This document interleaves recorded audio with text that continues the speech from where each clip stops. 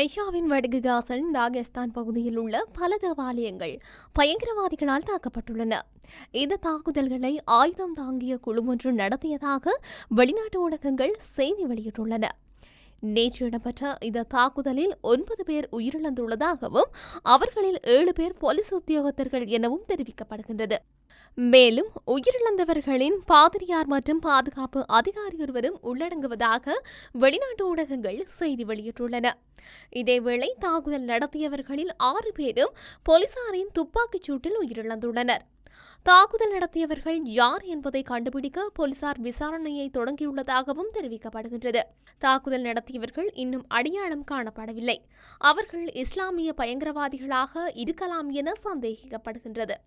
தாகஸ்தான் கடந்த காலத்தில் இஸ்லாமியர்களின் தாக்குதல்களில் இடமாக கருதப்படுகின்றது. அமெரிக்க முன்னாள் ஜனாதிபதி டொனால்ட் ட்ரம்ப் இந்த ஆண்டு நடைபெறவுள்ள தேர்தலில் மீண்டும் தலைமை பதவியை ஏற்பதற்கு மிகுந்த பிரயத்தனம் காட்டி வருகின்றார்.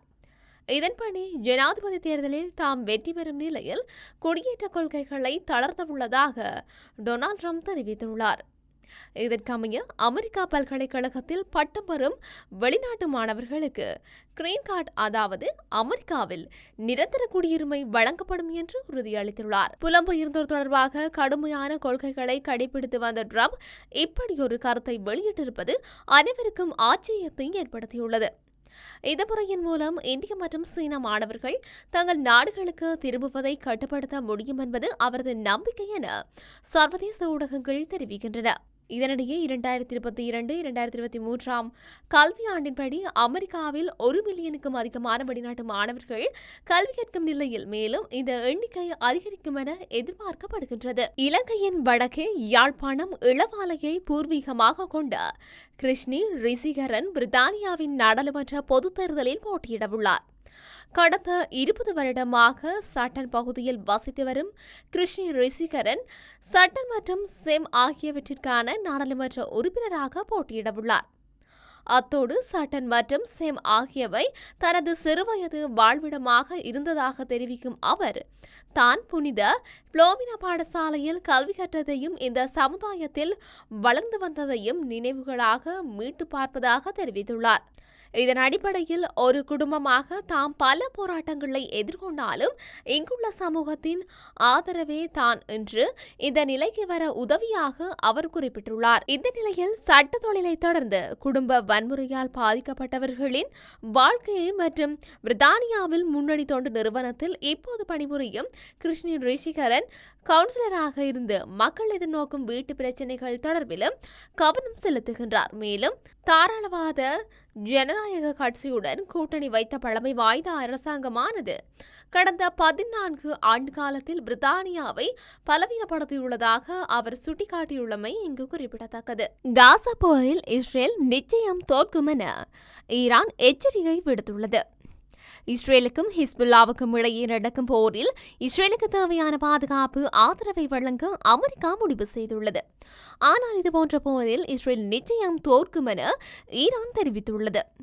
லெபனானை பாதுகாக்கும் அதே வேளையில் தனது சொந்த அமைப்பை பாதுகாக்கும் திறன் ஹிஸ்புல்லாவுக்கு உண்டு என்றும் ஈரான் கூறுகின்றது.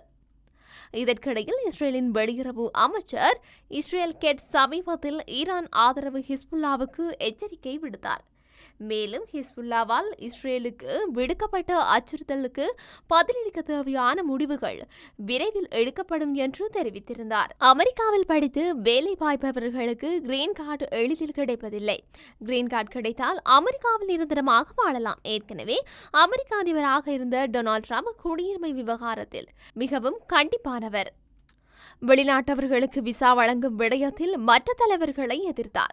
புலம்பெயர்ந்த தொழிலாளர்கள் தங்கள் நாட்டிற்கு திரும்பிச் செல்லக்கூடிய சூழ்நிலையை அவர் எதிர்கொண்டார். அமெரிக்கா அமெரிக்கர்களது என்ற கொள்கை கொண்டவர் தற்போது மீண்டும் குடியரசுக் கட்சி சார்பில் அதிபர் பதவிக்கு போட்டியிடுகின்றார். ஜனாதிபதி தேர்தல் நவம்பர் மாதம் நடைபெறவுள்ளது. இந்த நிலையில் குடியுரிமை குறித்து தனது முந்தைய உரையில் இருந்து அவர் பின்வாங்கியுள்ளார். போஸ்ட்கார்ட் ஒன்றின் பேசிய டொனால்ட் ட்ரம்ப் இங்குள்ள கல்லூரிகளில் பட்டம் பெறும் வெளிநாட்டவர்களுக்கு கிரீன் கார்டு வழங்கலாம் என்று கூறினார். நீங்கள் கல்லூரியில் பட்டம் பெற்றால் உங்கள் படிப்பின் ஒரு பகுதியாக தானாகவே கிரீன் கார்டு கிடைக்கும் என்று நான் நினைக்கின்றேன். இந்த நாட்டில் தங்குவதற்கு கிரீன் கார்டு அவசியம், இதில் ஜூனியர் கல்லூரிகளுக்கும் அடங்கும் என்று அவர் கூறினார். மேலும் முன்னணி கல்லூரிகளில் அல்லது பல்கலைக்கழகங்களில் பட்டம் பெற்றவர்கள் இங்கேயே தங்கி நிறுவனம் தொடங்க திட்டமிடுவார்கள். இந்த திட்டத்தை செயல்படுத்த முடியாவிட்டால் அமெரிக்காவில் படித்துவிட்டு இந்தியா திரும்புவார்கள், சீனாவுக்கு திரும்புவார்கள். அவர்களுக்கு பதிலாக இதேபோன்ற நிறுவனங்களை தொடங்குவார்கள். அவர்கள் கோடீஸ்வரராக மாறி ஆயிரக்கணக்கான மக்களுக்கு வேலை போடுவார்கள். அதை இங்கே செய்யலாம். கனடாவின் ஹாலிபெக்ஸ் பகுதியில் அமைந்துள்ள பழமையான கத்தோலிக்க தேவாலயம் ஒன்றை உடனடியாக மூடுமாறு உத்தரவிடப்பட்டுள்ளது. பாதுகாப்பு காரணிகளுக்காக இவ்வாறு தேவாலயத்தை மூடுமாறு அறிவுறுத்தல் வழங்கப்பட்டுள்ளது.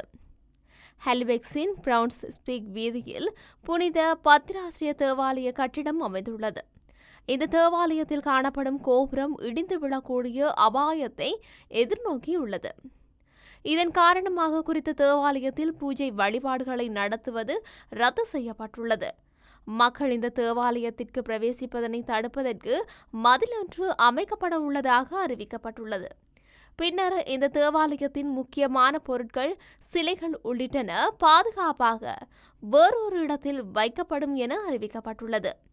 பின்னர் தேவாலய கட்டிடம் இடிக்கப்பட்டு புனரமைக்கப்பட உள்ளதாக தெரிவிக்கப்படுகின்றது. ஐரோப்பிய ஒன்றியம் மற்றும் நேட்டோவின் கிழக்கு நோக்கிய விரிவாக்கம் உக்ரைன் மீதான ரஷ்யாவின் படையெடுப்பை தூண்டியது என்று சர்வதேச ஊடகம் ஒன்றிற்கு வழங்கிய நேர்காணலில் கூறியதற்காக சீர்திருத்த பிரித்தானிய தலைவர் விமர்சிக்கப்பட்டார். உக்ரைன் மீதான ரஷ்ய படையெடுப்பை மேற்கத்திய நாடுகள் தூண்டிவிட்டன என்ற தனது கூற்றுக்களை இரட்டிப்பாக மன்னிப்பு கேட்க மறுத்து தான் ஒரு மன்னிப்பு அல்லது புடினின் ஆதரவாளர் அல்ல என்றும் வலியுறுத்தினார். ரிஷி சுனக் மற்றும் ஹெய்ஸ்மார்ட் கருத்துக்களை கண்டித்தனர். பிரதம மந்திரி இது புடினின் கைகளில் விளையாடுகின்றது என்று கூறினார் மற்றும் தொழிலாளர் தலைவர் அதை அவமானம் என்றும் தெரிவித்திருந்தார்.